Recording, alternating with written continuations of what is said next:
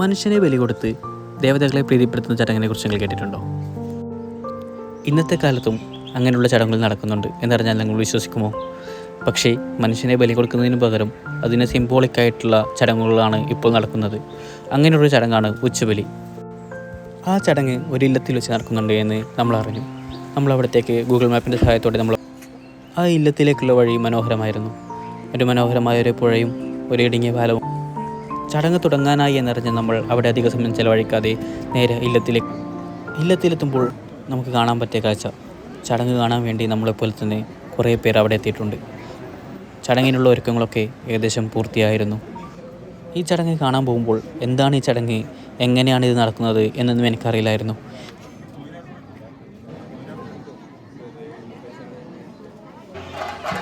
പണ്ട് കാലത്ത് ഇവിടെ വെച്ച് മനുഷ്യബലി ശരിക്കും നടന്നിട്ടുണ്ടാകുമോ? അങ്ങനെ നടന്നിട്ടുണ്ടെങ്കിൽ എത്ര മനുഷ്യരുടെ ജീവൻ ഇവിടെ പൊലിഞ്ഞിട്ടുണ്ടാകും. ഈ ചടങ്ങ് കാണാനും വീഡിയോ എടുക്കാനുമായി കുറേ ആൾക്കാർ ഈ ഒരു ഇല്ലത്തിന് ചുറ്റും കൂട്ടിയിട്ടുണ്ട്. പണ്ടത്തെ കാലത്തും ഇതുപോലെ ആൾക്കാർ ഈ ചടങ്ങ് കാണാൻ അവിടെ എത്തിയിട്ടുണ്ടാവില്ലേ? അപ്പോൾ ഈ ബലി കൊടുക്കുന്ന മനുഷ്യരുടെ മാനസികാവസ്ഥയെക്കുറിച്ച് ഞാനൊന്നും ചിന്തിക്കാതിരുന്നില്ല. ഇങ്ങനെയുള്ള ചിന്തകളാണ് എൻ്റെ മനസ്സിലുണ്ടായിരുന്നത്. അങ്ങനെ ആ ഒരു ചടങ്ങിനുള്ള തെയ്യങ്ങൾ ഇവിടേക്ക് വരുന്നത് കണ്ടു.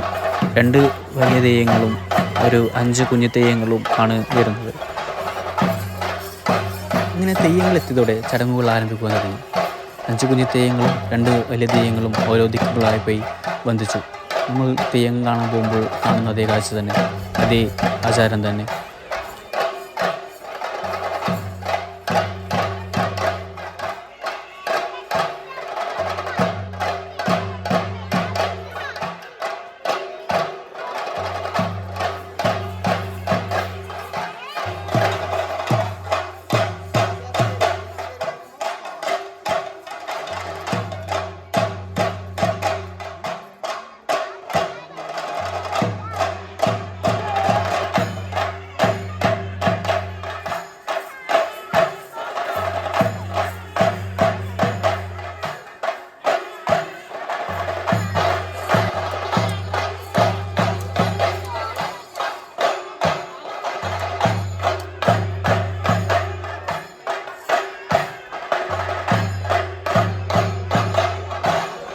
ഇങ്ങനെ തെയ്യങ്ങൾക്ക് മുടിവെക്കുന്ന ചടങ്ങുകളെത്തി.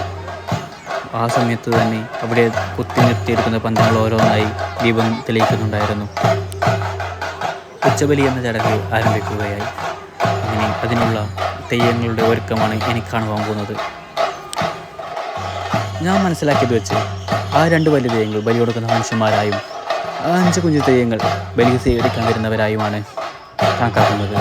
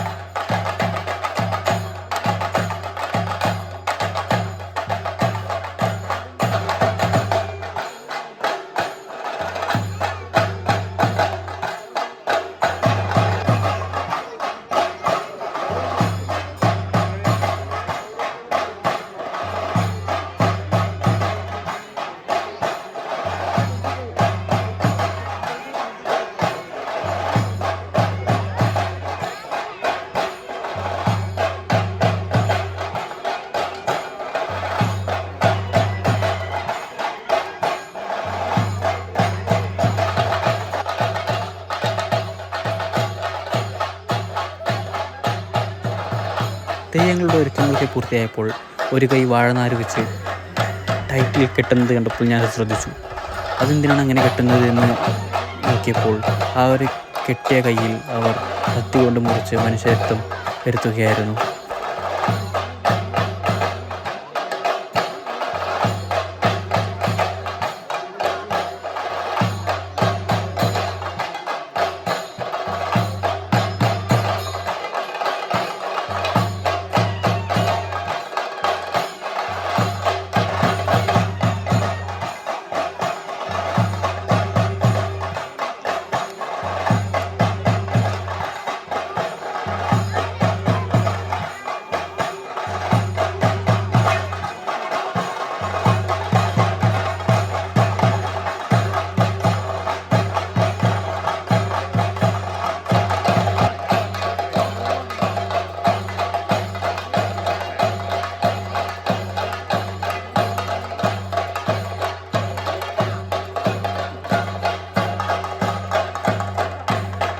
അങ്ങനെ രണ്ട് തെയ്യത്തിൻ്റെയും കയ്യിൽ നിന്ന് മനുഷ്യരക്തം വരുവാൻ തുടങ്ങി.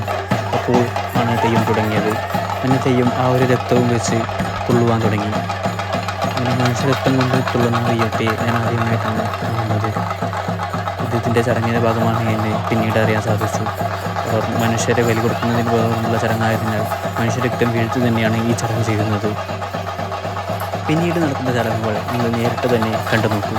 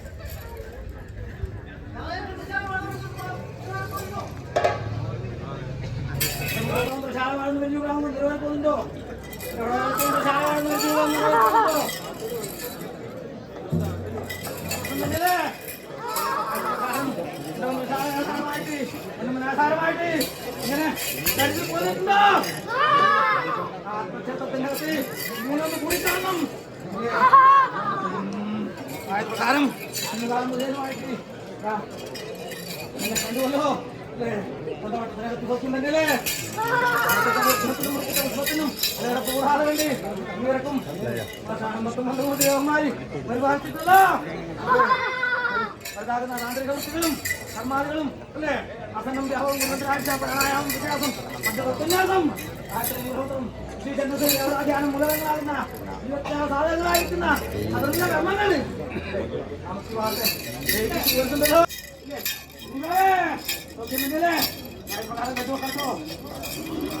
ശേഷം ആധാരമായിട്ടല്ലേ നിർബന്ധം പാട് ഇപ്പാട് എട്ടുകൾ മണിക്കൂറെ ആൾമാരിപ്പെട്ടേനെ വെളിപ്പെട്ടേനെ ചാലും നന്നാകട്ടും വെളിപ്പോടെ ഇരിക്കുന്നത് ഒരു വാരത്ത് ഇങ്ങനെ അനേകം മന്ദശാലകളില് സുഖസമ്പത്തിക്കുന്നതാകുന്ന ദൈവാദങ്ങൾ തന്നെയാണല്ലോ ഭാഷാണം മൊത്തം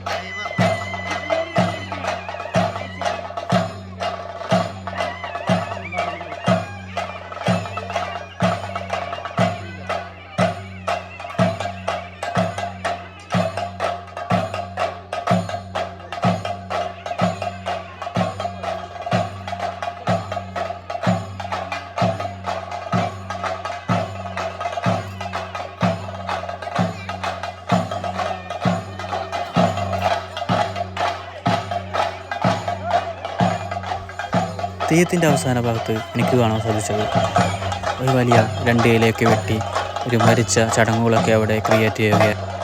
ആ വാഴയിലേക്ക് 2 തെയ്യങ്ങളെയും അവിടെ കിടത്തി വെള്ളം ഉതപ്പിച്ച് കുഞ്ഞു തെയ്യങ്ങളൊക്കെ അടുത്തിരുത്തി നാളികേരമൊക്കെ പൊട്ടിച്ച് വെച്ച് ഇതൊരു മരിച്ച 2 ശവശരീരങ്ങളായി അവർ കണക്കാക്കുന്നു. ഈ കുഞ്ഞു തെയ്യങ്ങൾ അവരുടെ ബലി സ്വീകരിക്കുന്നതായിട്ടാണ് ഇവിടെ പ്രതീകാത്മകമായി ഇവർ ഇവിടെ ചിത്രീകരിക്കുന്നത്.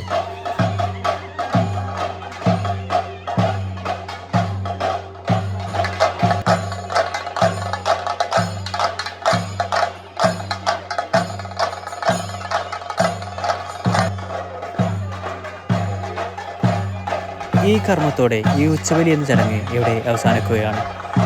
ഒരു സൈഡിൽ കുഞ്ഞു തെയ്യങ്ങൾ ആടുത്തി നിൽക്കുന്ന കാഴ്ച എനിക്ക് കാണാൻ സാധിച്ചു.